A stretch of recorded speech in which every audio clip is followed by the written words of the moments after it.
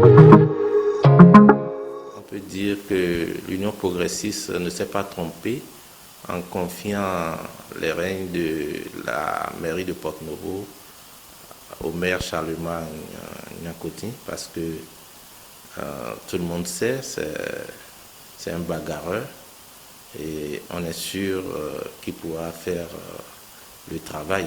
C'est pour ça qu'on le lui a confié d'ailleurs. Ben, 100 jours, c'est trop peu pour juger, mais déjà, on a vu que le maire a donné des signaux forts de ce qu'il veut abattre comme chef-d'œuvre dans la capitale. Il a montré déjà, en nettoyant la berge lagunaire à l'entrée de la ville, que pendant les 6 années à venir, il va beaucoup plus s'atteler à la propreté de la ville. On a vu également que pendant ces premiers jours, il s'est évertué à changer les lampes au niveau de l'éclairage public de la ville. On a vu également qu'il s'est attaqué dès ses premiers jours à l'assainissement financier de la mairie. Je peux, sans me tromper, dire que c'est l'homme qu'il faut à la place qu'il faut.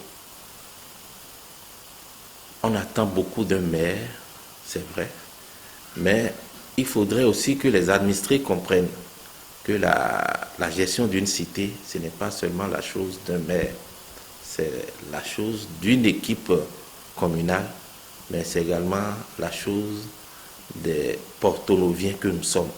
C'est pourquoi moi, je vais plutôt appeler les Porto-Noviens à soutenir le maire dans sa quête de révolutionner la gestion de la ville. Pour moi, 100 jours est tellement insuffisant pour qualifier le boulot abattu par le maire, M. Charlemagne Niankouti.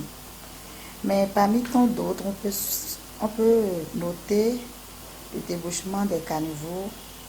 On peut aussi citer le réaménagement de la place publique, la place Bayol de Porto-Novo.